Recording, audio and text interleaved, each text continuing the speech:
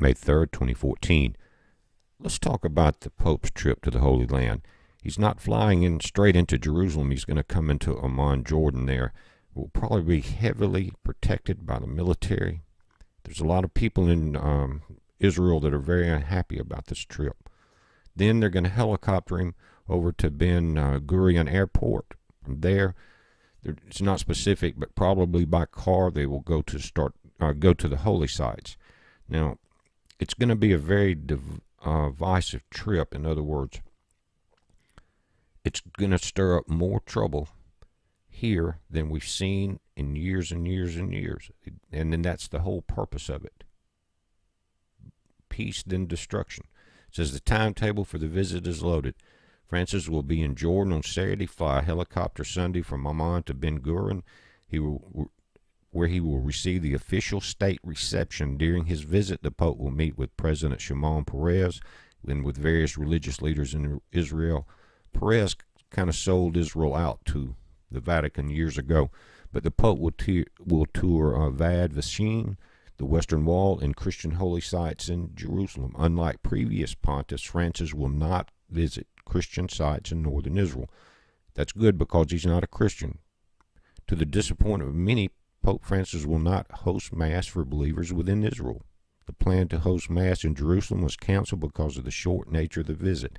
However, the Pope will hold a large Mass in Bethlehem, and this is going to be basically the headline. It says the Palestinian Authority will be the main beneficiary as it will gain international prominence. In Israel, officials are still hoping the Vatican will reconsider its decision and have the Pope host a second Mass within the country. It says Benjamin Netanyahu will meet the Pope at Notre Dame Church in East Jerusalem at the Prime Minister's office. Officials are not pleased with the fact that Netanyahu has to come to the Pope, but they have been told that this has been done before. And it says a Vatican statement said discussions between the Israeli and Vatican delegations focused on restarting Israeli-Palestinian peace talks.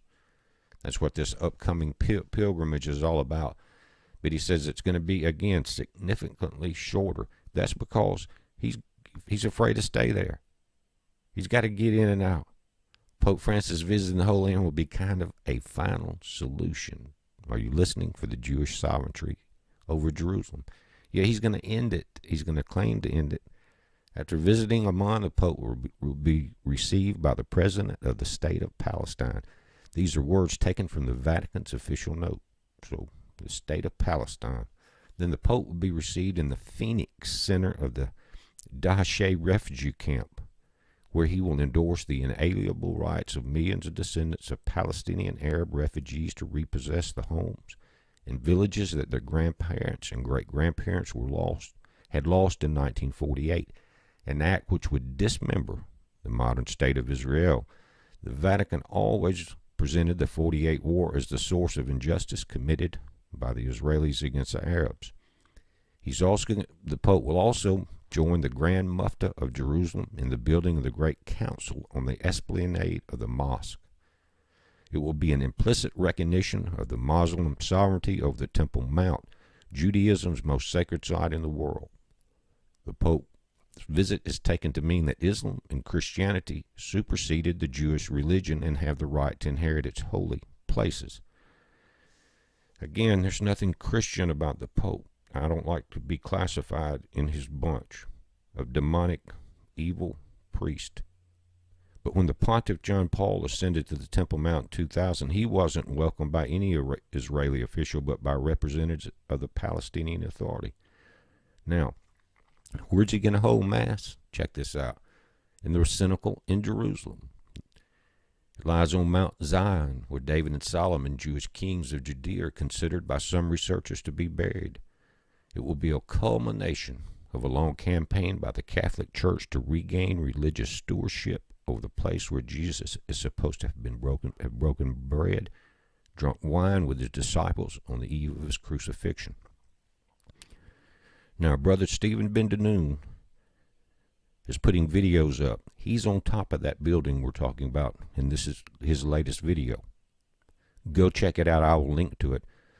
But it reminds me of Mark 13:14, which says, "But when you shall see the abomination of desolation spoken of by Daniel the prophet standing where he ought not, let him that readeth understand. Then let him that be in Judea flee to the mountains, and let him that is on the housetop not go down into the house, neither enter therein to take any things out of the house."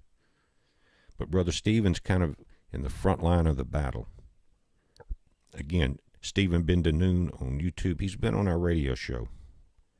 But he's kind of, like I said, he's in the front lines of this battle. He can't help it. He's from Alabama. Heads up, be safe.